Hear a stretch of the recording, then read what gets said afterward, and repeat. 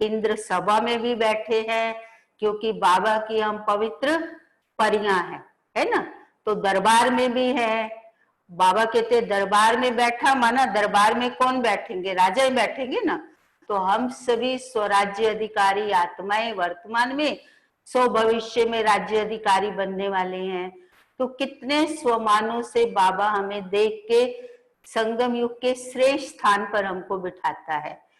तो आज बाबा कह रहे हैं, मीठे बच्चे, ये रुद्र ज्ञान यज्ञ स्वयं रुद्र भगवान ने रचा है। तो कहाँ बैठे हम, कहाँ बैठे हैं, यज्ञ में, रुद्र ज्ञान यज्ञ। बाबा ने कहा ये स्वयं भगवान ने रचा है, इसमें तुम अपना सब कुछ स्वाहा करो, क्योंकि अब घर चलना है। हाँ, बाबा यज्ञ नाम दिया। अब यज्ञ में बाबा कहता है तुम स्वाहा करो। और दुनिया में यज्ञ किसके लिए रचा जाता है, शांति के लिए रचा जाता है। और बाबा ने इस यज्ञ की क्या विशेषता बताई है, शांति तो मिलेगी, सुख तो मिलेगा, लेकिन उससे पहले क्या होगा, इस यज्ञ से ही विनाश ज्वाला प्रज्वलित होगी। लेकिन बाबा कहते हैं इस यज्ञ में अपना सब कुछ स्वाहा करो। तो सब कुछ में क्या स्वाहा करना है हमें, स्वाहा करना दो तरीके से होता है। एक होता है ना, हवन सामग्री हाथ में होती है, जब यज्ञ रचते हैं तो पंडित जी मंत्र उच्चारण करते जाते हैं, जब वो कहते हैं स्वाहा तो हम उसमें डाल देते थे। भक्ति में तो ऐसे ही करते थे ना। और कई कई होता है बिल्कुल पकड़े ही रहते हैं, जब सब डाल चुके होते हैं उसके बाद उनको दिखाई देता है अरे हमारे हाथ में भी है, हमको भी डालना चाहिए, है ना। तो बाबा कहते हैं मैंने जो यज्ञ रचा है इसमें तुम्हें अपना क्या स्वाहा करना है, तन मन धन समय संकल्प, जो भी हमारे पुराने संस्कार हैं, स्वभाव है, जिसको हम कहते हैं मेरी ये नेचर है ना, माना गुस्सा कर लिया फिर क्या कहते हैं मेरी नेचर है ना, थोड़ा जोश से बोलना मेरी नेचर है ना। तो जो पुराना कखपन हम अपने साथ में लेकर के चल रहे हैं उस सबको बाबा कहता है स्वाहा करो। और दूसरा बाबा कहता है स्वाहा करना नॉट इन द सेंस की आग जल रही और मैंने उसमें स्वाहा कर लिया।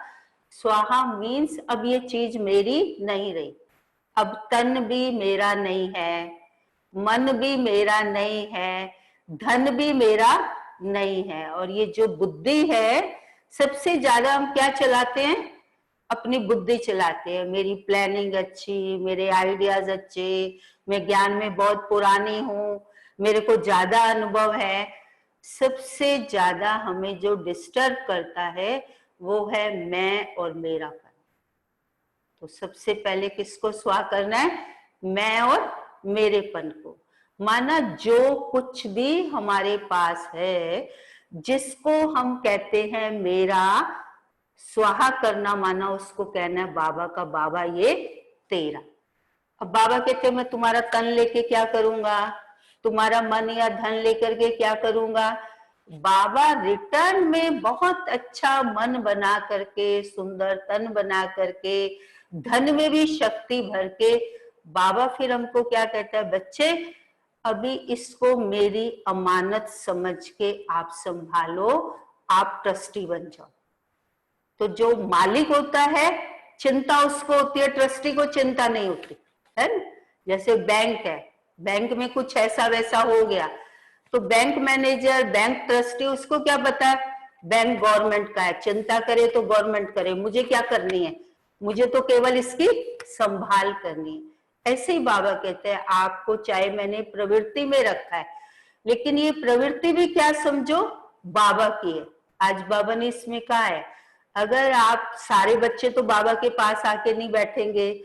और स्वाहा अपने आप को कैसे करना है, जैसे ब्रह्मा बाप ने अपना तन मन धन सब कुछ स्वाहा कर दिया और बाबा को ट्रस्टी बन गए, और बाबा ने फिर उस चीज को हाथ नहीं लगाया। सिंध हैदराबाद से कराची जाना होता था, हैदराबाद से कराची, तो टिकट लगती थी, तो बाबा जो कैशियर बच्ची थी उससे टिकट के पैसे लेके जाते थे। ये बाबा का बहुत बड़ा त्याग था, समर्पणमयता थी। आप सोचो, नहीं तो इतना हमारे पास धन हो और हम बोले मैं उससे मांगू, नहीं नहीं, इसमें हमारा ईगो हर्ट होता है। लेकिन बाबा ने ये सैंपल बन के दिखाया, संबंधों का बाबा ने त्याग किया, तो बाबा ने अलौकिक रीति से उनको देखा। अब जो बाबा की युगल थी, दादा लेखराज की युगल, अब पति पत्नी का रिलेशन था, लेकिन जब बाबा ने संबंध को स्वाहा किया तो उसने भी बाबा को क्या बोलना शुरू किया, बाबा।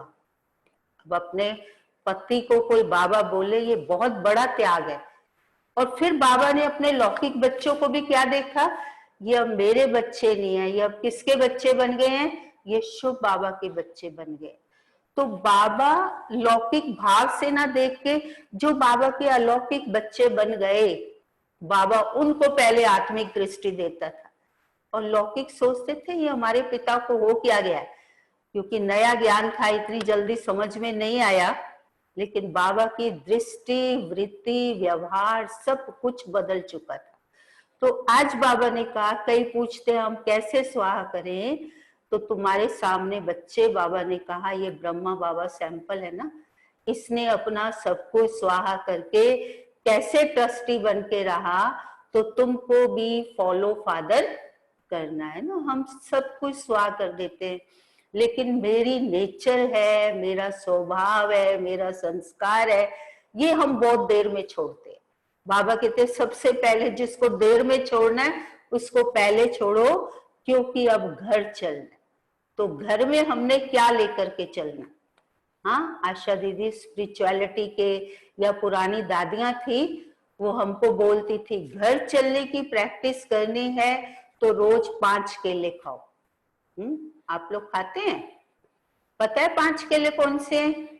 हाँ, 5 केले खाएंगे? अब से खाने आप शुरू करें? सभी आज लिख दो कि 5 केले कौन कौन खाना है। हाँ, खाएंगे। आप कहेंगे लॉकडाउन में मिलेंगे ही नहीं, कहाँ लेने जाएंगे, सब लेकिन ये खाएंगे प्यार से। खाएंगे ना, तो ठीक है। अभी नोट कर लीजिए, हम अकेले हैं, अकेले आए हैं, अकेले जाना है, अकेले में अकेली आत्मा ने अकेले पिता को याद करना है। हो गए 5 केले। अकेले हैं, अकेले आए हैं, अकेले जाना है, और अकेली आत्मा ने अकेले में अकेले पिता को याद करना है। भूलेंगे तो नहीं ना? देखो ये केले दिन भर में आप कितनी बार खाना चाहो खा सकते हो। इसके लिए हमारा कोई वो हाजमा है, डाइजेशन है, वो कोई खराब होने वाला नहीं है। ये केले योग के लिए भी मदद करने वाले हैं। और सारा दिन में हम प्रवृत्ति में रहते हैं ना, चाहे बाबा के घर में भी रहते हैं, लेकिन ये केले जरूर खाने हैं। तो उससे क्या होगा, संगठन में रहते हुए भी हम अपने आप को क्या समझेंगे, मैं अकेली हूँ, और अकेले में शिव बाबा को याद करने की ज्यादा कोशिश करेंगे। तो आज की मुरली का प्रश्न है, संगम युग पर कौन सा वंडरफुल खेल चलता है। हाँ, आप सभी सोच लीजिए कौन सा खेल चलता है। इमेजिन कर सकते हो आज मुरली में बाबा ने क्या कहा होगा। आप इमेजिन करिए, फिर मैं पढ़ती हूँ। आंसर है, भगवान के रचे हुए यज्ञ में ही असुरों के विघ्न पड़ते हैं। लौकिक में दिखाते हैं ना, जब यज्ञ रचते थे तो असुर लोग आके उसमें गंध, कीचड़ इत्यादि ऐसा सामान डालते थे जो यज्ञ के बिल्कुल विरुद्ध होता था। अभी हमारे यज्ञ में कोई वो सामान नहीं डलता, लेकिन विघ्न कौन सा पड़ता है, हमारे अपने अगर आसुरी भाव स्वभाव बाबा के बनने के बाद निकल करके आते हैं। पहले तो थे ही, लेकिन कई बार और ज्यादा बढ़ जाते हैं। तो सबसे बड़ा विघ्न बाबा के बच्चों के द्वारा ही पड़ता है। आप सोचिए ना, दुनिया वाले डाले तो अलग बात है, लेकिन बाबा कहते हैं हमारे ही आसुरी संस्कार जागृत हो जाते हैं तो ये विघ्न पड़ता है। और दूसरा प्योरिटी की धारणा। जब से बाबा ने ये यज्ञ रचा है तो इस यज्ञ की संभाल करने वाले हम सभी ब्राह्मण हैं। ब्रह्मा कुलभूषण है ना, ब्राह्मण कुलभूषण। तो सबसे बड़ी धारणा, बाबा किसके हाथ में यज्ञ देता है? माना ये जो बाबा ने सारा प्रोग्राम अपना किया है, ईश्वर विश्वविद्यालय बनाया है, इसका पहला नियम कौन सा है? पहला नियम है पवित्रता। जो पवित्र ब्राह्मण है वही यज्ञ की संभाल कर सकते हैं। अगर कोई अपवित्र बनता है तो बाबा कहते हैं ये भी यज्ञ में जैसे बहुत बड़ा विघ्न है। बाबा कहाँ दिल से, लेकिन फिर भागंती हो गया तो सबसे बड़ा विघ्न है ना। लोग क्या कहेंगे, अरे कल तो तुम कहते थे भगवान पढ़ाते हैं, आज तुमको क्या हो गया? तो औरों को भी संशय बुद्धि बनाने के अगर बाबा के बच्चे ही निमित्त बने तो ये सबसे बड़ा विघ्न है या नहीं? है ना। तो इसलिए बाबा कहते हैं कोई और नहीं विघ्न, बाबा के परिवार के बच्चे ही। और दुनिया वाले दूसरी रीति से ग्लानि करते हैं, वो विघ्न डालते हैं, यहाँ पर ऐसा होता ऐसा होता। जैसे शुरू में धारणाएं थी, भाई बहन बनाते हैं, आंखों में सुरमा डालते हैं, इनका प्रसाद नहीं खाना, ये लोग जादू करते हैं। तो ये सारे क्या थे? यज्ञ में विघ्न थे। तो बाबा ने जो मुरली में कहा है, भगवान के रचे हुए यज्ञ में ही असुरों के विघ्न पड़ते हैं। ये भी संगम पर ही वंडरफुल खेल चलता है। ऐसा यज्ञ फिर सारे कल्प में नहीं रचा जाता। इसलिए जो भी स्वाहा करना है, ये यज्ञ बाबा ने मुरली में भी कहा, मन निश्चित फल देने वाला है। ये यज्ञ तुम्हारी कमाई कराने वाला है। ये यज्ञ जन्म जन्म के भंडारे खोलने वाला है। तो बाबा ने कहा ये यज्ञ की विशेषता क्या है? सतयुग त्रेता में यज्ञ रचेंगे नहीं, और ऐसा यज्ञ जो भगवान खुद आकर के रचे वो भी संगम युग पर ही होता है। राजस्व अश्वमेध यज्ञ स्वराज्य पाने के लिए। तो हमारे इस यज्ञ का नाम क्या है? आज आप पूरा नोट कर लीजिए। राजस्व अश्वमेध अविनाशी रुद्र गीता ज्ञान यज्ञ। राजस्व अश्वमेध अविनाशी रुद्र गीता ज्ञान यज्ञ। राजस्व माना राजाई पाने के लिए। अश्व बोलते हैं घोड़े को।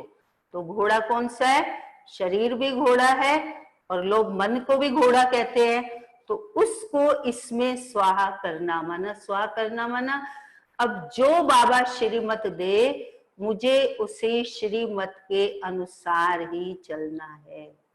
अब तन देखो, लौकिक में हम 23 घंटे लौकिक वालों के लिए लगाते हैं, 1 घंटा सिर्फ बाबा की पढ़ाई के लिए देते हैं। और उसमें भी हम ब्राह्मण कई बार बोल देते हैं, आज मेरी तबीयत ठीक नहीं थी, आज मौसम ऐसा था, आज ये कारण हो गया, इसलिए मुरली सुनने नहीं सेंटर पर आ गए, है ना। कई देते हैं ना रीजन। बाबा ने एक बार कहा था कि ब्राह्मणों को सबसे बड़ी बाजी एक आती है, और वो कौन सी है?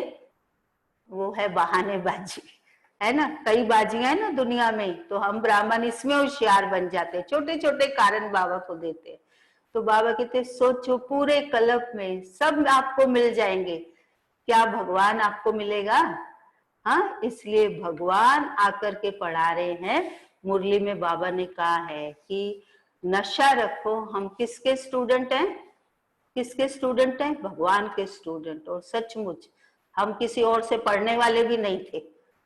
हमको इतने सालों से उसकी कमाल है, जो वो पढ़ा रहा है उसी की क्लास में बैठे हुए हैं, रोज उससे सुन रहे हैं, वही लेसन सुन रहे हैं। और कोई टीचर हो तो वो भी छोड़ के भाग जाए और स्टूडेंट भी भाग जाए, लेकिन हम उससे पढ़ रहे हैं, हमारा प्यार भी है बाबा से। तो बाबा ने कहा ये नशा और फिर निश्चय किसके बने? बाबा ने मुरली में कहा है निश्चय बच्चों का टूट जाता है ना। आज कहेंगे बाबा हमारा है, जब हाथ छोड़ते हो तो क्या बाबा हमारा नहीं है? हाँ, कोई बोले मेरे को बाबा पर इतना % तो निश्चय है कि हाँ पिताजी आप हमारे हो 70% है पर 30% नहीं है। लौकिक में तो ऐसा नहीं होता ना, इसलिए बाबा ने कहा इस निश्चय की, इस यज्ञ की फाउंडेशन या ब्राह्मण जीवन की फाउंडेशन वो हमारा निश्चय है। तो निश्चय पढ़ाई पर भी चाहिए, पढ़ाने वाले पर भी चाहिए, निश्चय स्वयं पर भी चाहिए, निश्चय अपने लक्ष्य पर भी चाहिए, मुझे क्या बनना है, निश्चय समय पर भी चाहिए, अभी समय कौन सा चल रहा है, निश्चय यज्ञ कारोबार पर भी चाहिए कि जो कुछ यज्ञ में चल रहा है ये यज्ञ किसका है, भगवान का है, इसको कोई मनुष्य आत्मा चलाने वाले नहीं है। कोई भी यज्ञ में हैपनिंग होती है तो हम ये ब्राह्मण क्वेश्चन नहीं कर सकते अब क्या होगा, नहीं, ये किसका यज्ञ है, भगवान का, और वो उसको अच्छे तरीके से चला रहा है। और रथ पर भी निश्चय, बाबा ने कहा हुआ है जो मेरा मुकर्रर रथ है, आज मुरली में भी बाबा ने कहा वो भागीरथ है, भाग्यशाली रथ है जिसमें मुझे हर कल्प आना ही है। तो रथ पर भी निश्चय चाहिए। और फिर समय बदल रहा है, परिवर्तन, पहले हम विनाश कहते थे, आजकल हम विनाश नहीं कहते, इस परिवर्तन के समय पर भी बहुत हमारा निश्चय होना चाहिए। और ईश्वरीय परिवार, कितना सुंदर बाबा ने हमें परिवार दिया। अभी देखो हम सभी इकट्ठे हैं, आप दूर दूर 7 समुंदर पार है, घर आपके सबके अलग अलग होंगे, लेकिन ये साइंस की ये भी बलिहारी है जो उसने हम सबको इकट्ठा कर दिया। और दूसरी बात बाबा ने कहा साइंस और साइलेंस दोनों की रेस चलती है। अभी किस रेस में जाना है, फर्स्ट साइलेंस की रेस में बाबा ने कहा आगे बढ़ो। और आज की मुरली में बाबा ने हमें टाइटल्स दिए हैं। बाबा ने कहा आप बच्चे हो द्रौपदियां। द्रौपदियां बाबा क्यों कहता है, क्योंकि द्रौपदी की लाज लूटी जा रही थी तो बुलाया किसने था, द्रौपदी ने, और लाज बचाने वाला शिव बाबा। तो रावण की कैद से, रावण जो लाज लूटता है विकार, उससे आगे बाबा हमें बचाता है। सच्चा प्यार हमारा उससे है तो हम द्रौपदी है। दूसरा बाबा ने हमें टाइटल दिया तुम पार्वतियां हो। पार्वती माना एक तो शिव का, उसके साथ उसकी सहभागिनी दिखाते हैं पार्वती को। और बाबा आध्यात्मिक मीनिंग क्या बताते हैं, पार्वती माना पार वतन में रहने वाली, पार्वती माना जो पति व्रता पिता व्रता है, पार्वती माना जिसने पक्का कर लिया है मेरा तो एक शिव बाबा दूसरा न कोई, पार्वती माना जो पर वृत्ति में रहती है, माना इस साकार देह की वृत्ति में नहीं रहती, ऊपर की अपने स्वधर्म की प्रवृत्ति में रहती है, वो है पार्वती। और तीसरा टाइटल बाबा ने, ये तीनों टाइटल साथ साथ दिए, कहा तुम सभी सीताएं हो। सीता क्यों कहा बाबा ने, क्योंकि सीता का कौन था, एक राम है ना। और सीता माना सदा मर्यादा की लकीर में, लक्ष्मण रेखा में सदा रहने वाली, राम की सदा साथी, राम के कदम के पीछे कदम रखने वाली, वो है सच्ची सीता। और बाबा ने एक विशेष टाइटल आज की मुरली में दिया कि मैं ज्ञान का सागर हूं, तो तुम बच्चे भी ज्ञान के सागर बनते हो। अब ज्ञान के सागर हम कैसे, हाँ, ये नॉट इन द सेंस कि मेरे पास आत्मा के ज्ञान की बहुत सारी पॉइंट्स है, परमात्मा के ज्ञान की पॉइंट्स है, सृष्टि चक्र की पॉइंट्स है, गीता के ज्ञान की पॉइंट्स है, ये सब तो है। इसमें तो हमें बाबा ने कोई ऐसा ज्ञान नहीं जो बाबा ने हमें ना दिया, जिसको बाबा 2 शब्दों में बोलते हैं, रचयिता और रचना का ज्ञान, बीज और झाड़ का ज्ञान, अलफ और बे का ज्ञान, ये सारे ज्ञान है ना। लेकिन ये होना काफी नहीं, ज्ञान सागर बाबा ने कहा, एक तो सागर माना जो हद में नहीं है, बेहद है, और दूसरा नॉलेज माना थर्ड आई ऑफ विजडम, समझ। ज्ञान मेरे में है, लेकिन उस ज्ञान को प्रैक्टिकली मैंने कहाँ यूज किया। जिसको लौकिक में भी कोई बच्चा काम बिगाड़ देता है तो हम क्या कहते, तुझे ज्ञान नहीं था इसका, ज्ञान माना ये नहीं तूने कौन से वेद, कितनी फिलॉसफी, क्या पढ़ा था, किसमें तूने पीएचडी की थी। व्यवहारिकता में हम उसको सिखाते हैं कि क्या तुम्हें इस बात की समझ नहीं थी। तो बाबा हमारे संकल्प कैसे होने चाहिए अकॉर्डिंग टू द ज्ञान है। जो बाबा ने कहा है मैं वही सोच रही हूँ, जो बाबा ने कहा मैं वही बोल रही हूँ, जो बाबा ने कहा वो कर्म मेरे में ज्ञान आ चुका है। कई बार हम कहते हैं ना मैं इतने सालों से ज्ञान में हूँ, बहुत अच्छी बात है, लेकिन ज्ञान मेरे अंदर कितने साल से है। माना उस समझ को प्रैक्टिकल यूज मैंने कहाँ तक किया है, इसको बाबा कहते हैं जो गीता में भी है, मुझे ज्ञानी तू आत्मा प्रिय है। ज्ञानी माना जो इशारे से समझे, ठीक है, उस हिसाब से बाबा ने कहा कि तुम ज्ञान के सागर बनते हो। हाँ? तो और भी बाबा की पॉइंट्स है। बाबा ने कहा इतना ऊंचा मर्तबा ले रहे हो शिव बाबा से तो मेहनत करनी पड़ेगी, नहीं करनी पड़ेगी। आज कोई छोटा सा स्टेटस भी लेता है, उसके लिए उसको कितनी मेहनत करनी पड़ती है। तो बाबा ने कहा सोचो विश्व के मालिक बनते हो तो कम से कम 3 बातें तो करो। 3 बातें कौन सी करनी है? बाबा ने कहा एक तो पवित्र बनना है। हाँ, पवित्र हम बन गए, लेकिन पवित्रता नॉट इन द सेंस कि हम ब्रह्मचर्य व्रत का हमने पालन करना शुरू कर दिया, लेकिन ब्रह्मचारी बने हैं। अब पवित्रता की डेप्थ में जाएं। मेरे अंदर अगर व्यर्थ संकल्प उत्पन्न होते हैं तो बाबा ने कहा ये भी इम्प्योरिटी है। किसी के प्रभाव में आ जाते हैं या किसी को अपने प्रभाव में ले आते हैं, ये भी इम्प्योरिटी। अगर पर चिंतन पर दर्शन है, हम 2 जन आपस में रह रहे हैं लेकिन एक दूसरे से बात नहीं करते हैं, इसका मतलब ये भी इम्प्योरिटी। संकल्प स्वपन तक भी हमारे विचारों में शुद्धि, इसको बाबा कहते हैं संपूर्ण पवित्रता। तो बाबा ने कहा एक तो पवित्र बनो, दूसरा बाबा ने कहा पढ़ाई अच्छी तरह से पढ़ो, और तीसरा बाबा ने कहा मुझे याद करो। अब ये 3 बातें बता के फिर बाबा कहते हैं बच्चे इसमें मेहनत है।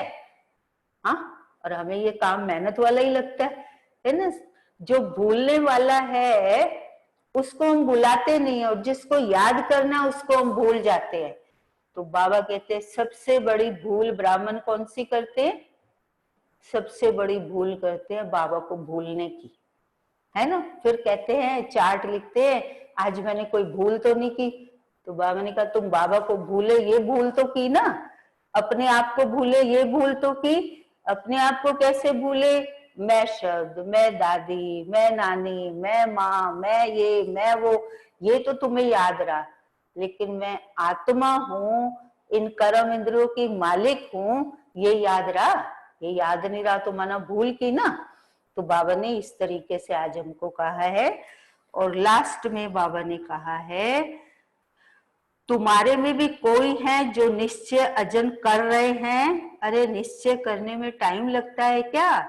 शरीर पर भी भरोसा नहीं है, जरा भी चांस गवाना नहीं चाहिए। ये लॉकडाउन में भी ये जो भाग्य मिल रहा है, आगे चल के ये साइंस के साधन नहीं होंगे तो ये भी नहीं मिलेगा। आप सोच लीजिए, अभी तो साइंस हमारे लिए फिर भी सुखदायी बनी, शायद ये हमारे लिए बने, आगे चल के ये भी नहीं मिलेगा। तो बाबा ने कहा जरा भी चांस गवाना नहीं चाहिए, किसकी तकदीर में नहीं है तो जरा भी बुद्धि में आता नहीं है।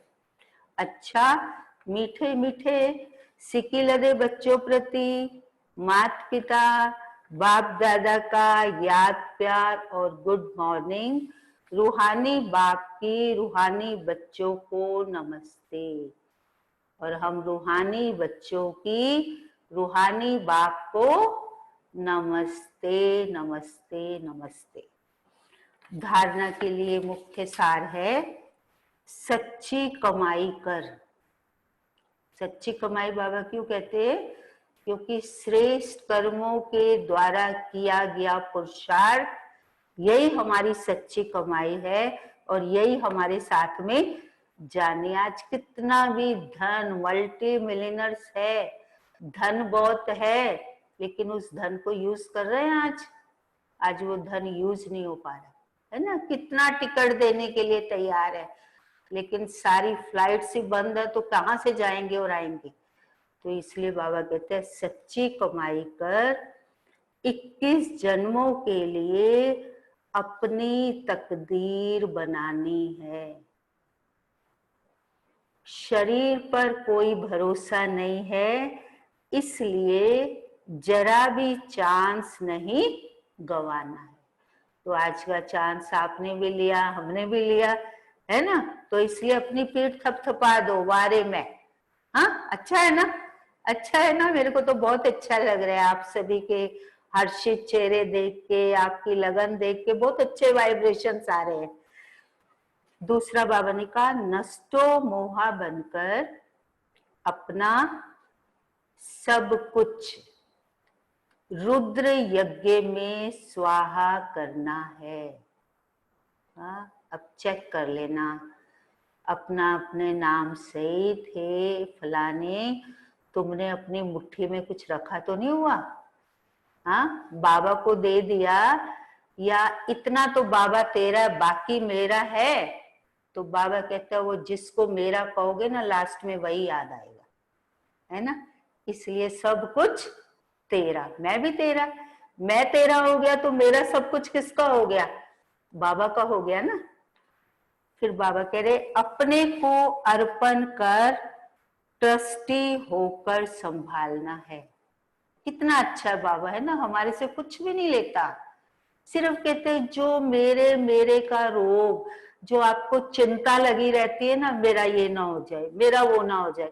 जहां मेरापन है वहीं चिंता है, वहीं फिक्र है। जहां मेरा कुछ नहीं है, किसी का कुछ भी होता रहे, हम न्यूज सुन के कह देंगे हाँ फलाने के साथ ऐसा हुआ, लेकिन मेरे संबंधी के साथ ऐसा हुआ, मेरे फलाने के साथ ऐसा हुआ, तो हमारी बुद्धि कितनी जाती है ना। इसलिए बाबा ने कहा अपने को अर्पण कर ट्रस्टी होकर संभालना है, साकार बाप को फॉलो करना है। आज का वरदान बहुत अच्छा, हाँ सभी ध्यान से सुन रहे हैं ना। ग्लानि करने वाले को भी, हाँ कोई आपकी बहुत ग्लानि कर रहा है, आपको डिफेम कर रहा है, कलंक लगा रहा है, अब्यूज कर रहा है, अब उसको क्या करना है, ग्लानि करने वाले को भी गुण माला पहनाने वाले इष्ट देव महान आत्मा भव। कौन है हम सभी, कौन है, इष्ट देव और महान आत्माएं हैं। लेकिन महान आत्माएं कौन बनेंगे, पहले जो ग्लानि करने वाले को भी गुण माला पहनाए।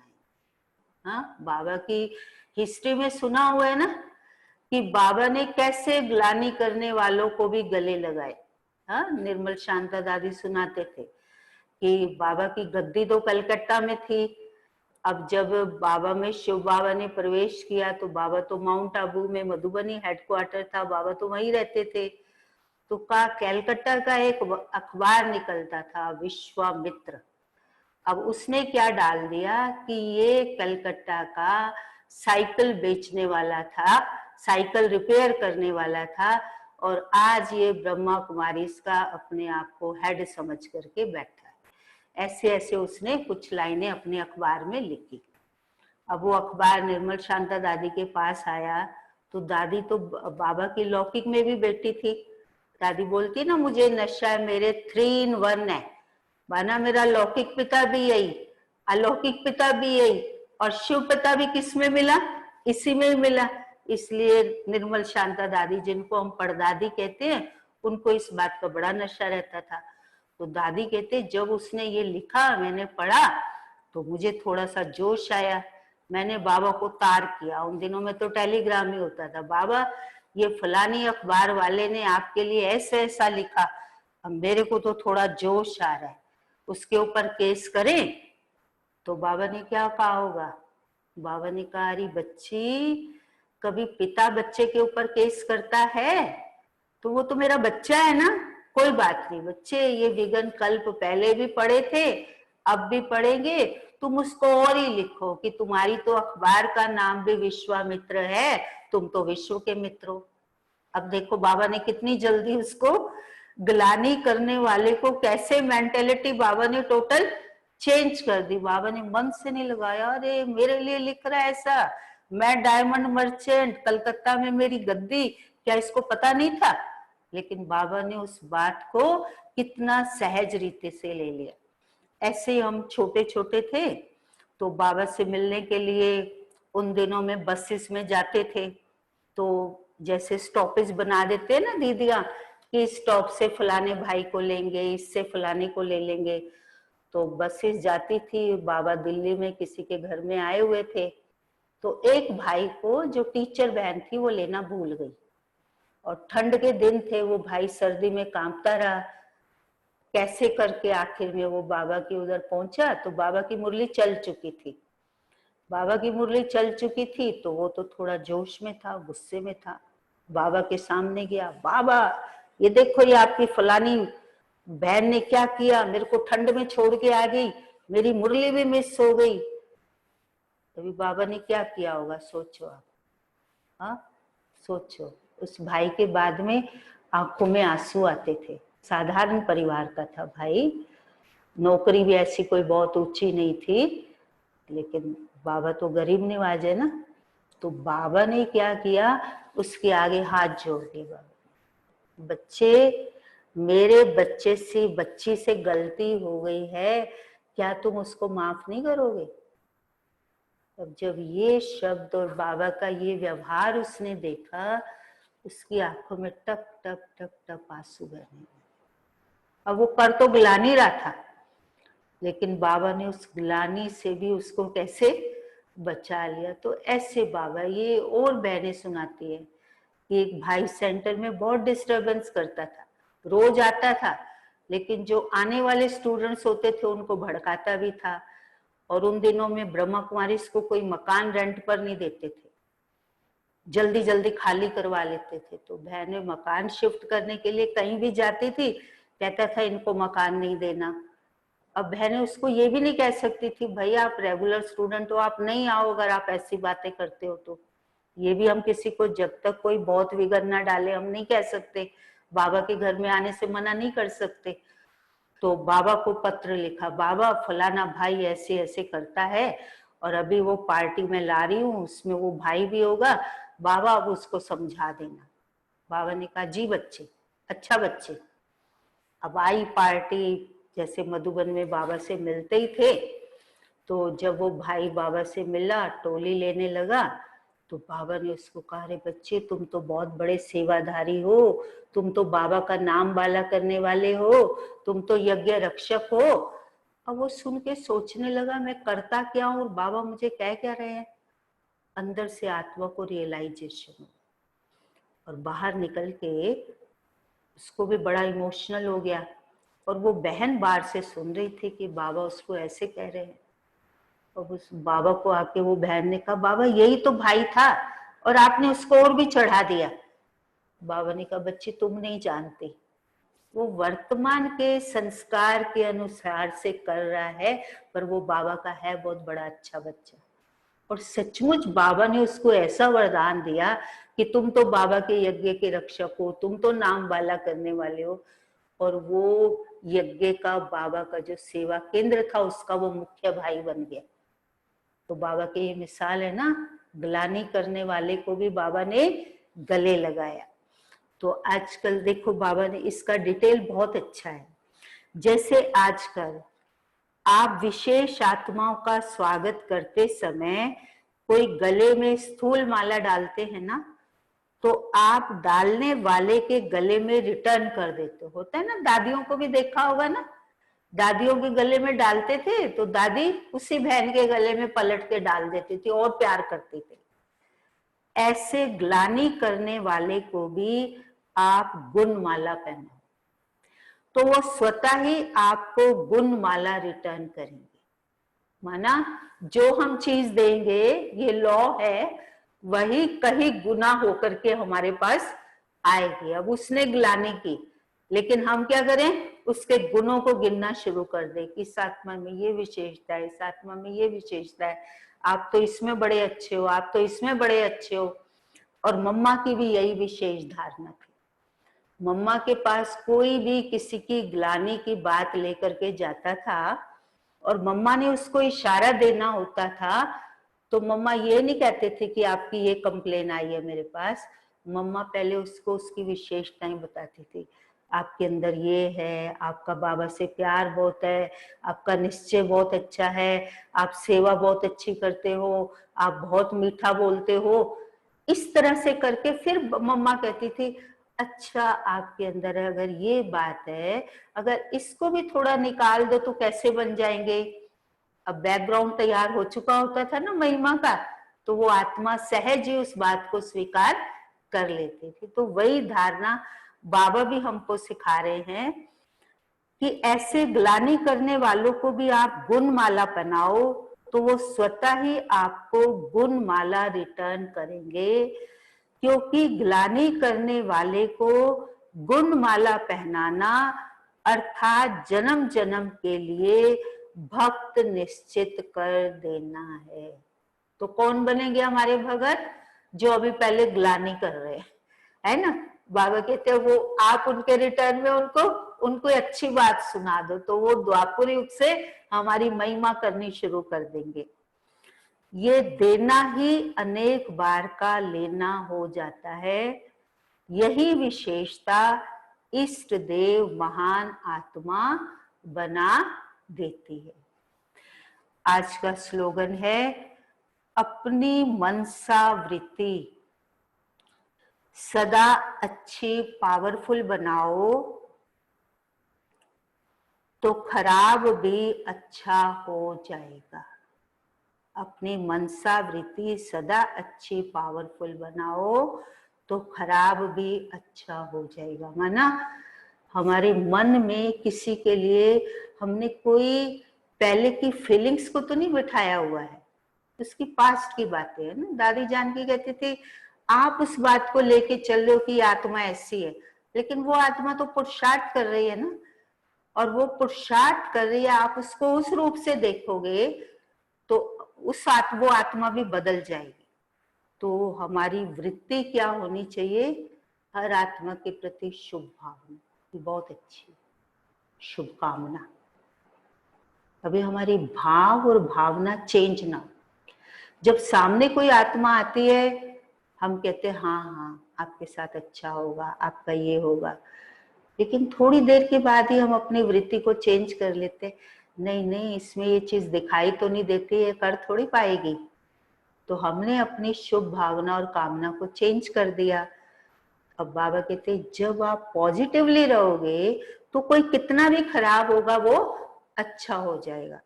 इसलिए शुभ भावना, शुभ कामना, हमारी गुण देखने की भावना हो, कल्याण की भावना हो, रहम की भावना हो, क्षमा की भावना हो, किसी को सहयोग देने की भावना हो, तो ये भावनाएं अगर प्योर है तो व्यक्ति तक पहुंचती अवश्य, वो व्यक्ति अवश्य चेंज हो जाता है।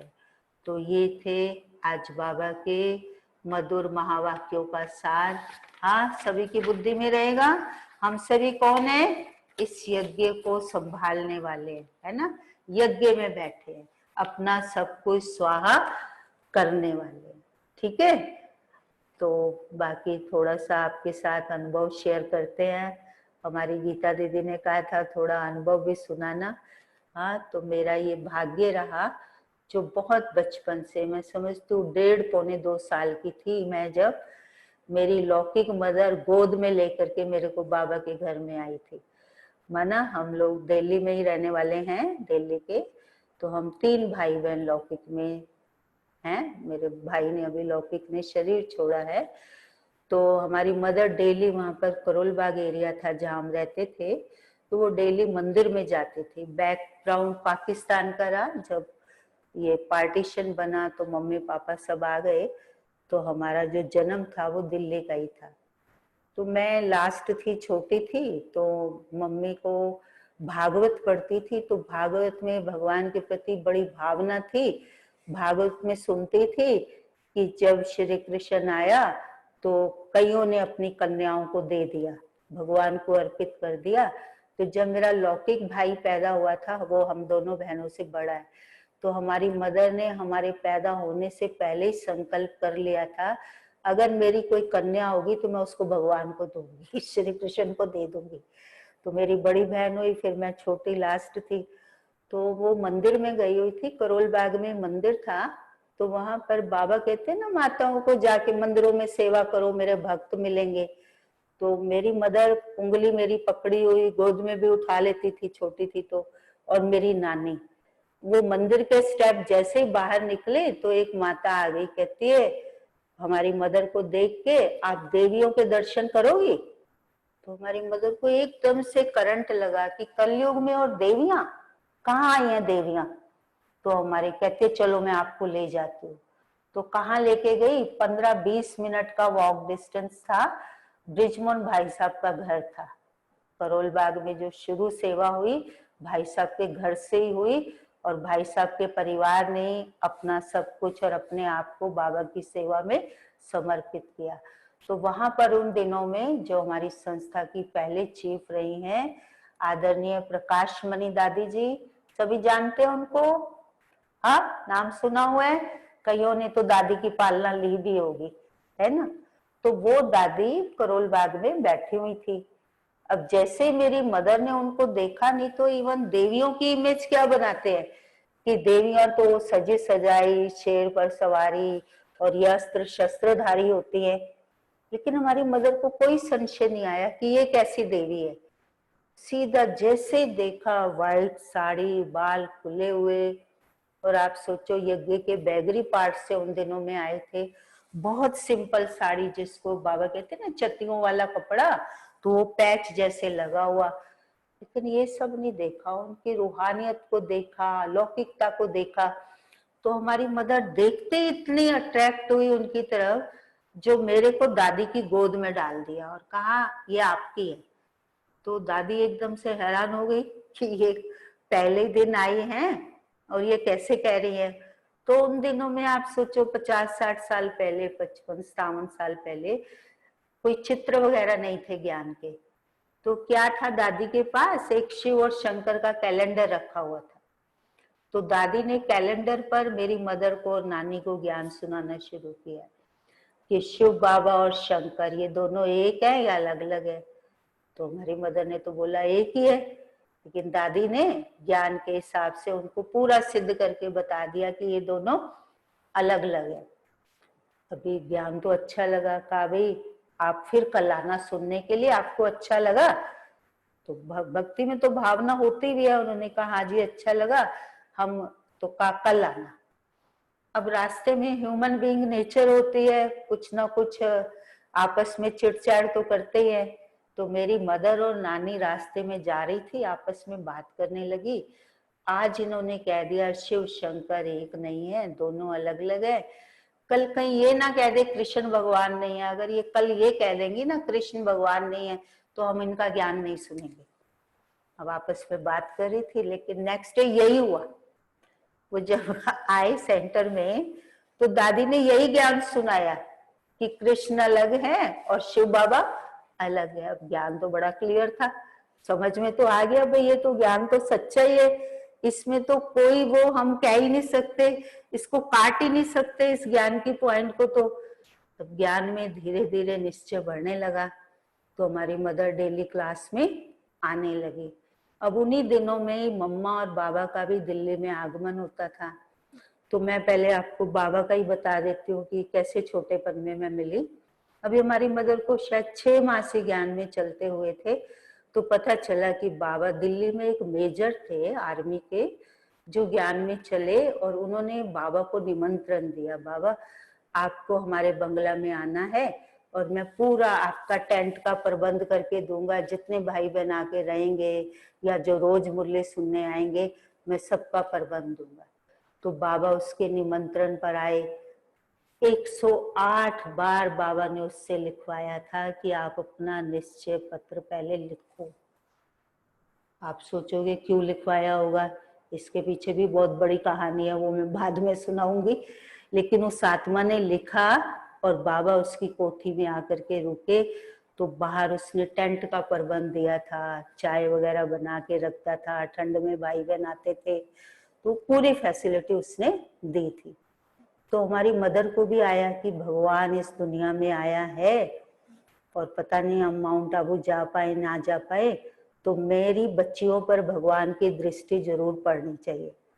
तो वो मेरे को गोद में, जैसे थी मैं छोटी थी तो बस चलती थी, तो बस में लेकर के गई, और मैं बहुत दुबली पतली, बचपन में ही बहुत कमजोर थी। आज जो मेरी हेल्थ देख रहे हो ना, ऐसे नहीं थी। आज से 15-20 साल पहले भी मैं, 20-25 साल पहले भी मैं वीक थी। यहाँ आके बाबा ने मुझे ठीक किया सेवा में। तो हर एक ने बोला मेरी मम्मी को, अरे इसको मारने के लिए लेके आई है क्या, ये क्या भगवान की मुरली सुनेगी, तो इसको क्यों लेके जा रही है। लेकिन हमारी मदर की भावना थी कि मैं लेके जाऊं, तो वो हमें ले गई। बाबा की मुरली खैर पूरी हुई। अब बच्चों को इससे, मुरली से तो कोई मतलब नहीं होता। अब जब हम वापस जा रहे थे मम्मी मुरली सुन के, तो उनको, मम्मी को मन में आया कि अगर बाबा इससे मिल लेते हमारे से पर्सनल तो अच्छा होता। माताओं को थोड़ी नए नए चलते हैं, हेजिटेशन भी होती है ना। तो बड़ी दीदी, मनमोहिनी दीदी, शायद उनको भी कोई जानते होंगे, तो बड़ी दीदी थी, और गीता दीदी जानते हैं ना, गीता दीदी। तो बड़ी दीदी मनमोहिनी दीदी थे, और उन्होंने मेरे को देखा, और बाबा का टेंट में छोटा सा रूम, टेंट का ही कैनोपी जैसे बना हुआ था, वो मेरे को उंगली पकड़ के ले गई और बाबा को कहती, बाबा देखो आज कितनी छोटी कन्या आपकी मुरली सुनने आई है। अब बाबा ने मेरे को, ये सुनते ही बाबा ने मेरे को एकदम से गोद में उछाला, बहुत प्यार किया, और हमारी मदर को बोला, ये यज्ञ की आत्मा है, यज्ञ में आ गई है, बच्ची तुम इसकी पालना बहुत अच्छे तरीके से करना। अब हमारी मदर समझे नहीं थी अच्छे तरीके से क्या करना है, क्यों बाबा ने बोला है। उसका कारण था, मैं बाद में बीमार बहुत रहती थी।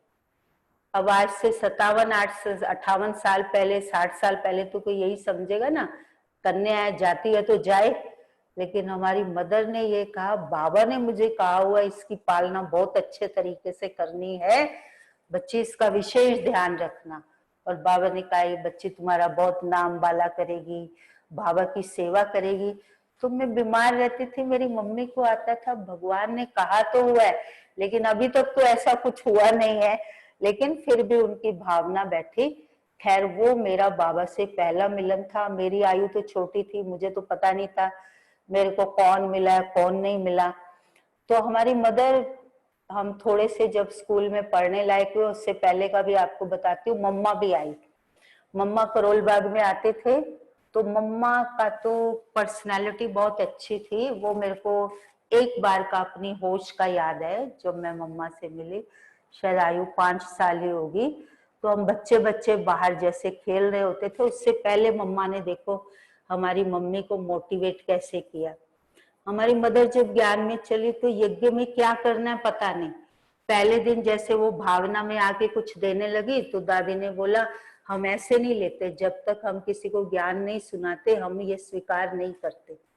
तो हमारी मदर ने कहा, इन लोगों का यही रिवाज होगा, चलो हम देखते हैं। तो लेकिन ये समझ में नहीं आया कि क्या देना है। तो एक बार मेरे, उन दिनों में दिन में भोग लगता था, तो हमारी मदर ने देखा एक माता दिन में शॉल ओढ़ा हुआ है, गर्मी के दिन है, और वो शॉल ओढ़ के घूम रही है। तो हमारी मदर ने सोचा शायद इसको बुखार बुखार होगा इसलिए। अब सेकंड गुरुवार फिर आया, फिर देखा तो फिर उसने शॉल ओढ़ी हुई। तो आखिर माताओं को थोड़ी आदत होती है ना, तो हमारी मदर ने उससे पूछ लिया, क्या बात है, आपको बुखार है क्या जो आप शॉल ओढ़ के आते हो, आपकी तबीयत ठीक नहीं। उसने कहा, नहीं मेरी तबीयत तो ठीक है। तो कहा, फिर आप ऐसे क्यों ओढ़ के आते हो। फिर उसने जैसे ही शॉल खोला, तो शॉल में छोटी छोटी पुड़िया में, पैकेट्स में, किसी में दाल थी, किसी में गरम मसाला था, किसी में चीनी थी, इतनी सी डब्बी में घी। तो हमारी मम्मी ने कहा, ये क्या, आप ये चीजें क्यों लेके आते हो। कहते, आपको पता नहीं ये बहनें कुछ मांगती नहीं है ना, और हमारे घर वालों से भी मैं छुप के आती हूँ, घर वाले लाइक नहीं करते इस ज्ञान को, तो मैं इतना इतना सा लेके आती हूँ।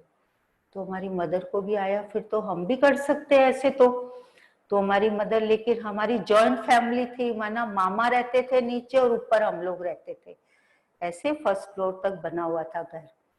तो हमारी मदर ने सोचा मैं लेके जाऊंगी सुबह सुबह तो ये लोग देखेंगे। तो मेरी मम्मी ने वैसे ही पूछ लिया कि यहाँ कोई और सेवा हम कर सकते हैं। तो मम्मा उन दिनों में करोल बाग में आई हुई थी। तो एक बहन ने बोला आप मम्मा के कपड़े धुलाई करके ला सकते हैं। तो हमारी मदर ने कहा ठीक है मैं लेके आऊंगी। तो कई दिन तक हमारी लौकिक मदर मम्मा के ड्रेसेस लेके जाती थी और धुलाई करके लेकर के आती थी। तो हमारे फादर बहुत एंटी थे, रोज मतलब यहाँ से मम्मी ने मुरली सुन के जाना और घर में महाभारत शुरू हो जाता था। और वो आप समझ सकते हो उन दिनों ये प्योरिटी का ये हंगामा था जिसके कारण से इतने झगड़े होते थे। तो खैर वो तो अलग बात हुई। फिर मेरी मदर एक बार वो ब्लाउज वगैरह धो रही थी मम्मा का, तो ब्लाउज का हुक इसमें अंगूठे के नाखून में चला गया। अब वो चला गया तो निकल नहीं रहा था, तो हमारे पापा ही फिर लेके गए मम्मी को हॉस्पिटल में। तो बकायदा सर्जरी हुई थोड़ी, तो हमारे पापा ने फिर मम्मी को बोला मिल गया तुझे सफेद कपड़े धोने का फल, इसीलिए लेके आती थी सफेद कपड़े धोने के लिए। हमारी मदर चुप हो गई।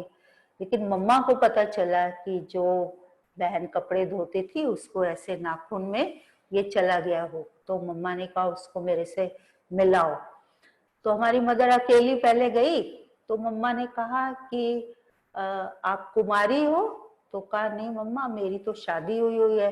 तो कहा आपके बच्चे? मैं तो आपको अकेले ही देखती हूँ। तो मेरी मम्मी ने कहा मम्मा बच्चे छोटे हैं और मैं इसलिए उनको लेके नहीं आती।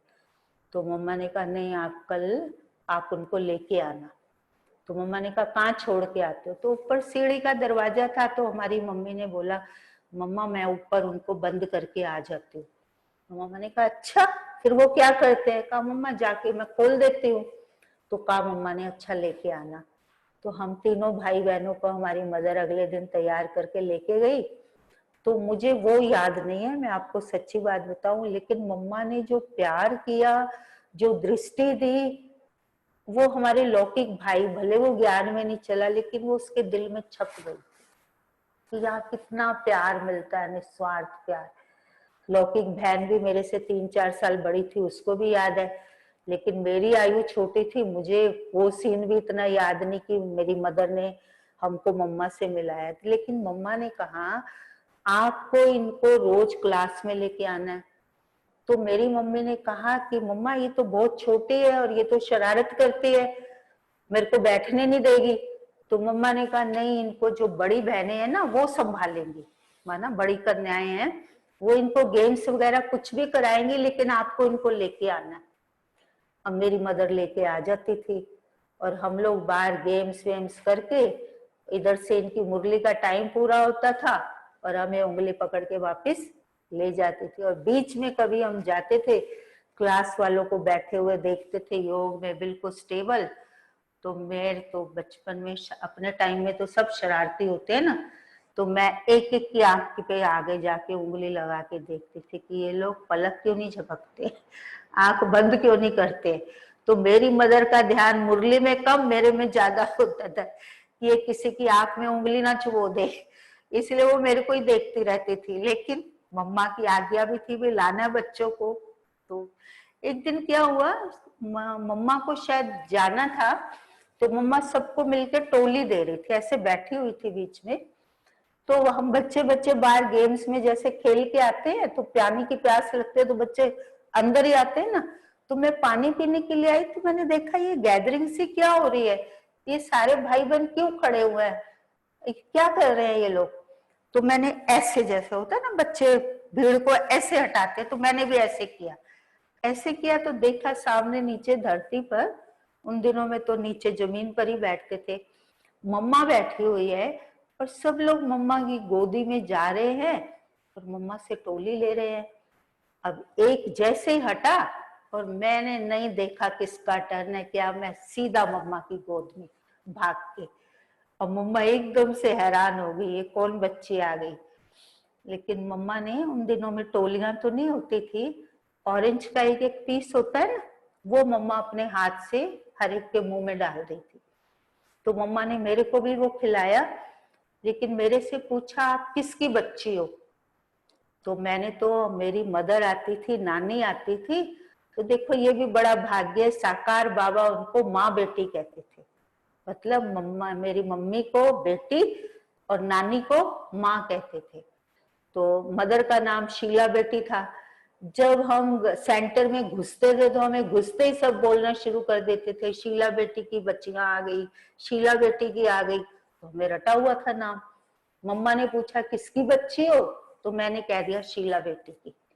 तो अब छोटी थी आयु भी, अब सब हंसने लगे कि ये अपनी माँ का नाम ले रही है और वही बोल रही है जो बाबा बोलते हैं, शीला बेटी। मम्मा ने फिर दोबारा पूछा किसकी बच्ची हो, मैंने फिर से बोल दिया शीला बेटी की, तोतली भाषा में बोला। लेकिन मम्मा ने बहुत प्यार से मेरे सिर पर, मुंह पर हाथ फेर कर मुझे कहा तुम शुभ बाबा की बच्ची हो। फिर मेरे से रिपीट कराया किसकी बच्ची हो, तो बच्चे तो वही बोलते हैं ना जो बड़े सिखलाते हैं। फिर मैंने बोला शुभ बाबा की। देखो मुझे कई सालों के बाद उस बात का नशा चढ़ा कि मुझे शुभ बाबा का परिचय देने वाली कौन थी, वो जगदम्बा सरस्वती, हमारी मातेश्वरी मम्मा थी। हाँ, जो भविष्य में लक्ष्मी बनने वाली है, नंबर 1 है ना, उसकी मैंने गोद ली, तो ये मेरा बहुत बड़ा भाग्य रहा।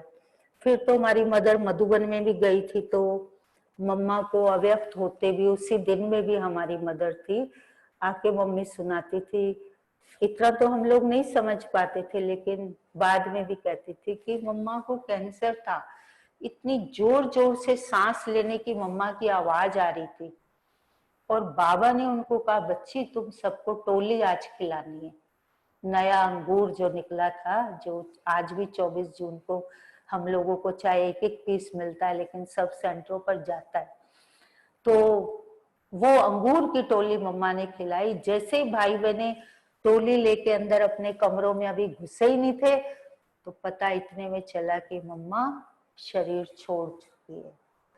अब हमारी मदर जब आके बोलने लगी कि वो मम्मा ने शरीर, मम्मा चली गई, तो हमने बोला मम्मा चली गई, कौन सी मम्मा चली गई?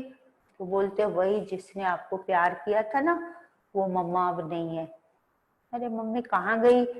तो उन्हीं दिनों में ज्ञान मार्ग में पेपर तो आते ही हैं, लौकिक मौसी ने शरीर छोड़ा था। तो हम पूछते थे मौसी कहाँ है, तो हमारी माँ बोलती थी ऊपर, तारों से ऊपर, बहुत ऊपर चली गई। हम कहते थे वो कब मिलेगी? कहते थी जब तुम बहुत बड़े हो जाओगे। अब मम्मा के लिए भी मम्मी ने यही बोला कि मम्मा कब मिलेगी? जब तुम बड़े हो जाओगे ना फिर मिलेगी। तो अंदर से बच्चों को एक लालसा तो होती है ना कि ये क्या हुआ, कैसे हुआ। तो एक और बहन थी सेंटर पर, ऐसे 24 जून का दिन था, दिन भी मेरे को याद नहीं, मम्मा का ही था।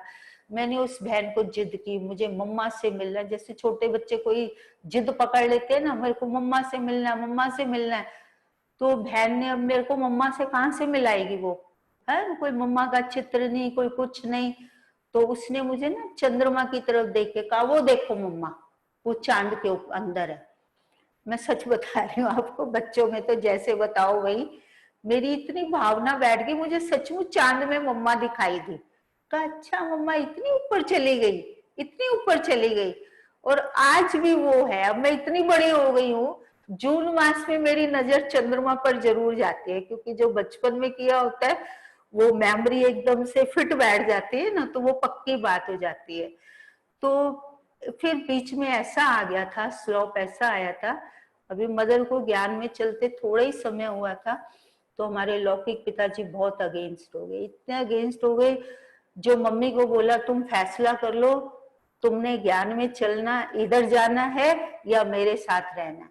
तो मेरी मम्मी ने कह दिया मेरा पक्का फैसला है। अब ये तो हमें बहुत बाद में पता चला, बड़े हुए तो ये प्योरिटी के कारण से हुआ था। तो मेरी मम्मी ने निश्चय इतना पक्का, और बड़ी दादी ने इतना पक्का ज्ञान करा दिया था। हमारी लौकिक मम्मी ने कहा कि मैं कहा तुम फिर निकल जाओ इस घर से। फादर का एक ही ऐसे डायरेक्शन मिला, मेरी मम्मी ने कहा ठीक है, मैं बाहर बर्तन मांज लूंगी लेकिन मैं इस जीवन में नहीं जीऊंगी। अब नेचुरल है, जब कोई निकालेगा तो कहाँ जाएगी, पहले तो मैरिड करने अपने पेरेंट्स के पास ही जाएगी ना। तो हमारी लौकिक मम्मी भी, हमारे नाना नानी, 3 मामा थे, वो लोग नजदीक में 15-20 मिनट का वॉक डिस्टेंस था, तो वहीं रहते थे। अब वहां पर ही मम्मी गई। आप सोचो, मैं 2-2.5 साल की थी जब मेरी मदर मुझे छोड़ के गई, और 5 साल की जब मैं हुई, 2.5 साल के बाद मम्मी वापस आई। और उसी बीच में जब ये हुआ ना, ये केस मम्मा का, ये जो ब्लाउज का और ये सब हुआ, तो जब मेरी मदर ने मम्मा को पहले मिलाया उससे, तो मम्मा ने कहा, शीला तू इतनी निर्मोही थी, तू इन बच्चियों को छोड़ के चली गई थी। हाँ, इतनी छोटी आयु में तू छोड़ के चली गई। तो जैसे कोई बड़ा होता है और वो इमोशनल हो जाता है ना, ऐसे मम्मी कहती, मम्मा की आंख में आंसू थे कि इतने छोटे बच्चों को तुम छोड़ के तुम निर्मोही बन के बाबा की सेवा में चली गई। खैर ये भी ड्रामा का पार्ट था। शायद हमारी माँ को, क्योंकि बाबा ने वरदान दिया हुआ था पालना करनी है, तो हमारी पालना के निमित्त हमारी मदर को फिर से आना हुआ। तो हमारी मदर हमारे ज्ञान के संस्कार रहे। मेरे को कहती थी मुरली पढ़ के सुनाओ, तो मैं मुरली पढ़ के सुनाती थी। तो हमारी मुरली में तो बहुत बार आता है ना, बच्चे अपने को आत्मा समझकर शिव बाबा को याद करो।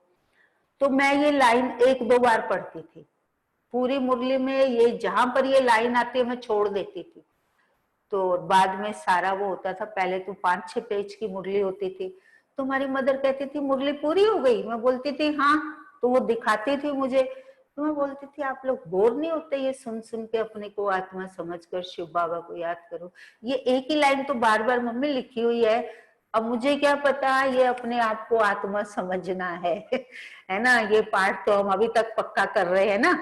तो ये भी मेरे को लगा कि देखो थोड़ी बड़ी हुई ना और हुआ। फिर वो हमको कहती थी बाबा को याद करो, बाबा को याद करो। समझ में नहीं आता था ये शिव बाबा है, ब्रह्मा बाबा है, किसको ये बोलती है याद करो, क्यों हमारे पीछे पड़ी रहती है। और एक चीज वो बोलती थी, अगर हम कुछ भी करते थे ना, जो मुझे विशेष भय लगता था, कहती थी तुमको पाप लगेगा। तो पता नहीं पाप अक्षर से मुझे डर लगता था। जब वो कहती थी तू ये नहीं करेगी ना तुझे पाप लगेगा, तो मैं वो काम जल्दी से करना शुरू कर देती थी। जैसे कई बच्चों को हौवा वगैरह कह के माएं बोलती है ना, तो हमारी मदर रात को बाबा को गुड नाइट करके सोना है, ऐसे नहीं सोना है, रोज बोलती थी बाबा को याद करो। तो आपको मैं बताती हूँ बाबा कैसे किसी आत्मा का कल्याण करते हैं। छोटी आयु में बाबा से मिली वो तो मुझे भूल गया था, लेकिन ब्रह्मा बाबा मेरे स्वप्न में आते थे। स्वप्न में कैसे आते थे? बहुत प्यार करते थे, जैसे कोई छोटे बच्चे को बहुत ज्यादा जिगरी प्यार करता है ना, ऐसे मुझे करते थे। तो हमारे, मैं सारे अपने गली मोहल्ले में, अपने रिलेशन में ढूंढती थी कि ये बुजुर्ग कौन है, कौन ओल्ड एज पर्सन है जो मुझे इतना प्यार करके जाते हैं। हमारे दादा को तो मैंने देखा नहीं था, नाना जी को कंपेयर करती थी तो वो शक्ल नहीं मिलती थी, क्योंकि बाबा तो बहुत लंबे ऊंचे और गोरा चिट्टा बाबा का घर था, बहुत फेयर कॉम्प्लेक्स था। तो फिर मैं सोचती थी ये कौन है, क्योंकि चित्र भी नहीं था जिसको मैं पहचान के बोलूं। और मेरी मदर कहती है तू गली के हर बड़े बुजुर्ग को देखती थी और ऐसे देखती रहती थी। मैं सोचती थी क्या बुजुर्गों को क्यों देखती है, ये मुझे, मेरी मदर को भी पता नहीं था। फिर एक बार जब मैंने सेंटर पर चित्र देखा, त्रिमूर्ति का चित्र नया नया आया था, तो जैसे ब्रह्मा बाबा वाला चित्र देखा, मैंने कहा मम्मा यही है, यही है, यही है। कहती क्या यही है? मैंने कहा यही है जो मुझे बहुत प्यार करते हैं। तो मेरी मम्मी ने कहा अच्छा अब समझ में आया, ये क्यों बुजुर्गों को देखती रहती थी। माना देखो बाबा ने किसी को अपना बनाना है तो बाबा स्वप्न में भी आके प्यार करते थे। और दूसरा, सेंटर में मम्मी लेके आती थी, सेंटर में थोड़ा कुछ ऊपर नीचे हम देखते थे, किसी बहन ने हमें कुछ बोल दिया, थोड़ी ऊंची आवाज में बोल दिया, तो हम अपनी माँ को ही बोलते थे हम कल से आपके सेंटर पर नहीं जाएंगे। तो हमारी मदर बोलती थी इसको क्या हो गया, ये कहीं नास्तिक ना बन जाए। वो मुझे मुझे बहुत जोर लगाती थी, नहीं तुम्हें चलना ही है। जैसे ही वो बोलती चलना, मैं बोलती थी जिद में आपको बोल दिया ना मम्मी नहीं जाना। लेकिन आप यकीन मानिए, रात को ब्रह्मा बाबा मेरे स्वप्न में आते थे और मुझे कहते थे अमृत वेले के टाइम से, बच्ची इस बाबा ने तुम्हारा कुछ बिगाड़ा है क्या, तुम इस बाबा को माफ कर दो।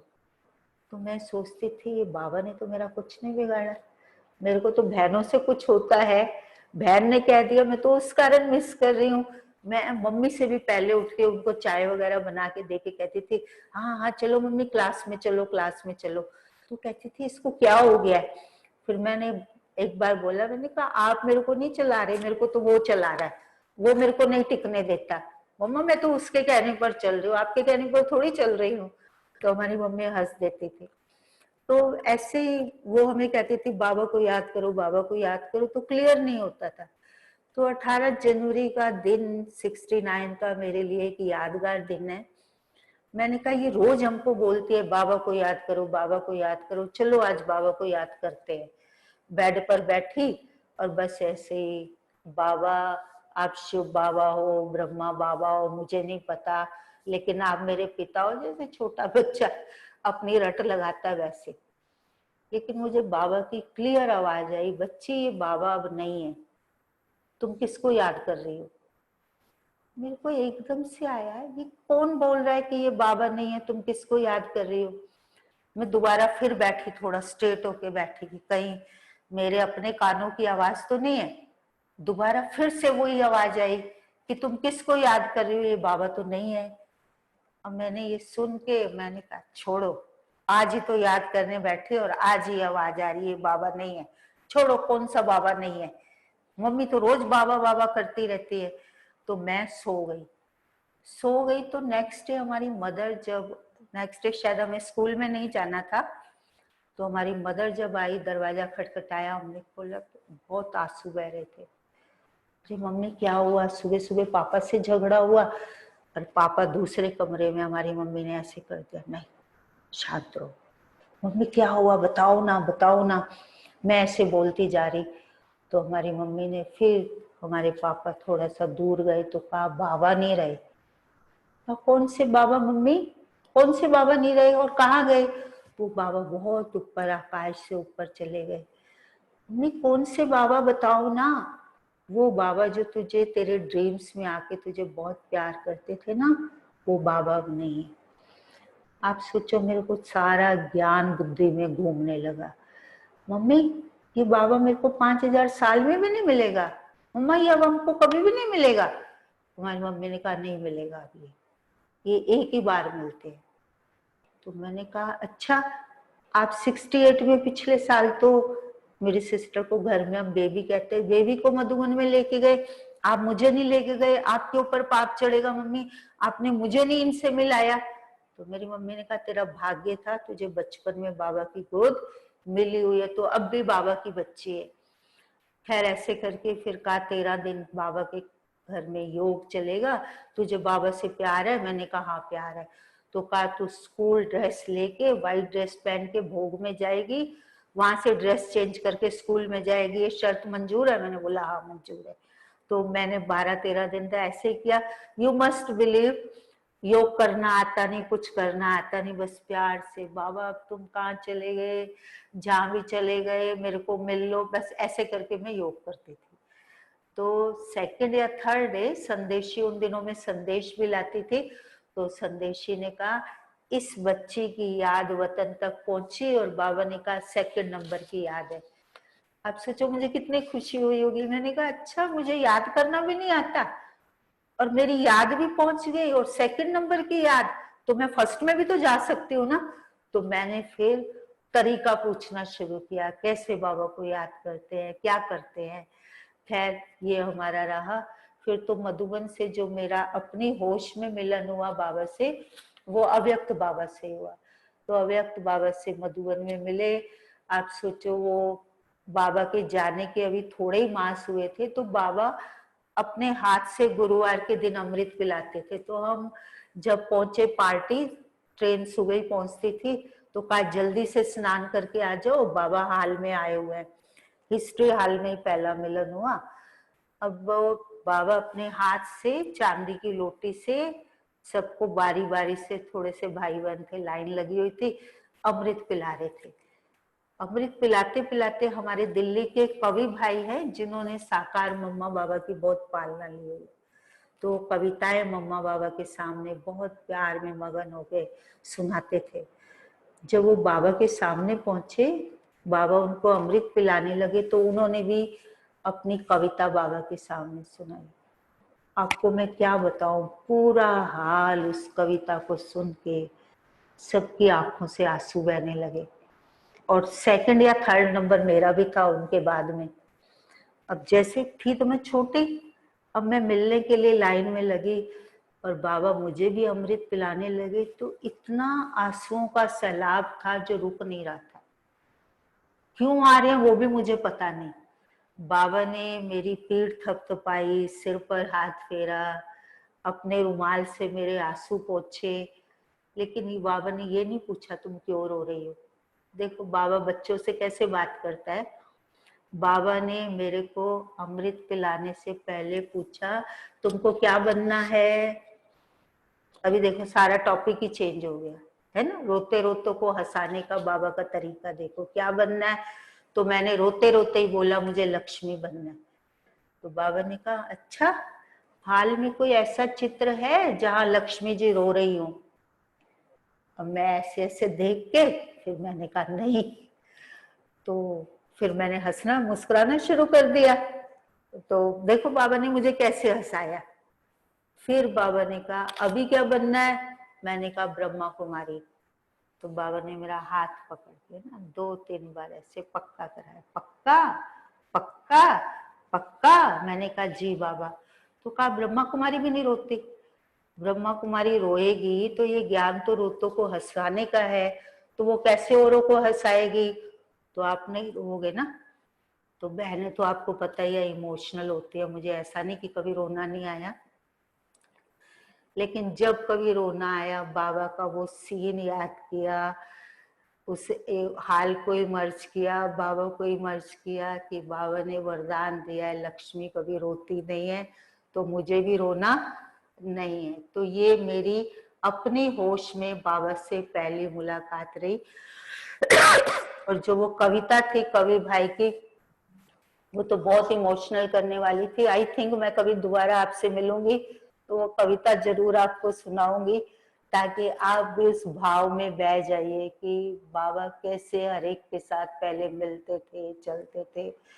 फिर एक टाइम ऐसा भी आया, अव्यक्त रूप से ही अब तो मिलना शुरू हुआ। तो जैसे यंग एज हो जाती है तो माता पिता को चिंता होती है ना कन्या की, कहीं शादी करनी है, कुछ करना है। तो हमारी मदर को ही ऐसा ही संकल्प था कि, लेकिन वो खुद बीमार रहती थी, हम भी बीमार रहते थे, तो हमारे समर्पण का उनको नहीं आता था। तो हम एक बार ऐसे ही मिल रहे थे, तो बाबा ने कहा क्या करती हो। तो मैंने बोला जो बाबा कहेंगे, बाबा की सेवा। बाबा ने कहा पक्का। मैंने कहा हाँ। तो बाबा ने एक सेंटर पर मेरा प्रोग्राम बनाया। देखो भगवान ने अव्यक्त रूप से गुलजार दादी के तन में जो बहन बैठी थी उसको मेरा हाथ उसके हाथ में दिया, जैसे पिता कन्या का हाथ देता है ना। तो मेरे लौकिक पिता ने तो ये जिम्मेवारी नहीं निभाई, लेकिन इस अलौकिक परलौकिक पिता ने ये जिम्मेवारी निभाई। मेरा सेवा केंद्र पर रहने का प्रोग्राम बनाया, सारी बातचीत करी। बाबा ने कहा आगे से तुम्हारा परमानेंट घर अब ये है, आश्रम को घर समझना। और घर को बाबा ने कहा सेवा का नहीं, ये बाबा ने कहा ये कर्म बंधन वाला स्थान है, कभी कभी जाना। ऐसे बाबा ने मेरे को वरदान दिया और मैंने बाबा की उसको आज्ञा का पालन भी किया। लेकिन 1 वर्ष रहते हुए हुआ था तो मेरी तबीयत भी बिगड़ गई और हमारी लौकिक मदर भी मेरे को बार बार बुलाए। तो मैं घर चली गई। घर गई तो मैं अंदर से तो आत्मा को आता है ना कि मैंने बाबा का कमिटमेंट तोड़ दिया। अभी बाबा मुझे कहेगा तुझे आश्रम भेजा था, तू घर क्यों गई। मैं यही सोचूं। तो मधुबन जाने की डेट आई और जब मैं बाबा से, मैं शॉर्ट में ही कर रही हूँ, बाबा से जब मैं मिली तो उस दिन मेरे को बुखार भी चढ़ गया कि कहीं बाबा मेरे से ये ना पूछ ले कि तुम घर क्यों चली गई थी। खैर बाबा ने तो मेरे को यही बोला तुम तीव्र पुरुषार्थी हो। तो मैंने बोला बाबा पुरुषार्थ में ये शरीर विघन डालता है, तो बाबा ने बहुत अच्छा कहा कि ये पुरानी गाड़ी है, पुरानी गाड़ी को बच्चे धक्के से चलाया जाता है ना, तो जैसे तुम्हारी नेचर है, कोई चीज तुम्हें अच्छी नहीं लगती, तुम उधर देखती भी नहीं हो, अवॉइड करते हो उसको, डोंट केयर करते हो। अभी शरीर को भी डोंट केयर करते हुए बाबा की हिम्मत से आप इसको चलाओगे तो ये आपको बाबा की सेवा में रहेगा। बाबा ने कहा कभी भी दिल शिकस्त नहीं होना। तो ये मुझे बाबा ने वरदान दिया और मैं बड़ी खुश की। देखा, बाबा ने मेरे से ये नहीं पूछा, लेकिन बड़ी दीदी वरदान को सुनते थे अपने कमरे में बैठ के। तो मैं बड़ी दीदी के पास पहुंची, मैं बड़ी बड़ी खुशी से कहा, दीदी देखो मैं सेंटर पर रह रही थी, घर चली गई ना, अच्छा हुआ बाबा ने मेरे से नहीं पूछा, मैं बड़ी खुश रही। तो देखो बड़ी दीदी ने मेरे को कर्मों की एक गति बताई कि मुट्ठी, भगवान एक बार किसी को काम कह दे और वो आत्मा ना करे तो भगवान दोबारा नहीं कहता, क्योंकि उसके ऊपर बोझ चढ़ेगा। देखो ये कर्मों की गुह्य गति तो मैंने समझी नहीं थी, तब मेरे को मन में आया, अच्छा इसीलिए बाबा ने मुझे नहीं कहा, है ना। तो आप समझ गए ना। तो हम कई बार ऐसे करते हैं ना, हम कहते हैं मेरे को फलाने ने दोबारा कहा थोड़ी। तो ये भी जो निमित्त आत्माएं बाबा ने जिनको बनाया, या बाबा जो मुरली में डायरेक्शन हमको दे रहे हैं, हम स्टेप बाय स्टेप उनको फॉलो करते जाएं। अगर हम नहीं करते हैं तो सूक्ष्म में अवज्ञाओं का बोझ हमारे ऊपर चढ़ता है, मैंने ये फील किया। और वो अवज्ञाएं वो हमें ऊपर उड़ती कला की ओर जाने नहीं देती है। इसलिए आज जो बाबा ने कहा ना कि स्वाहा करो, माना अब आप ट्रस्टी हो गए, अब मेरी जो श्रीमत है उस श्रीमत अनुसार आप बच्चों का स्टेप बाय स्टेप होना चाहिए। गीता दीदी ओम शांति करे, लेट हो जाएगा। हाँ? ओम शांति। ओम ऐसे हमको शांति। भी ऐसे ही लगा कि हम भी आपके साथ, आपकी जगह हमें अपने आप को इमर्ज कर रही थी कि मैं भी वहाँ ही हूँ। आई एम श्योर सभी ने यही अनुभव किया होगा कि हम भी वहाँ थे ना। आप बोल सकते हो, आपको अनम्यूट करके एक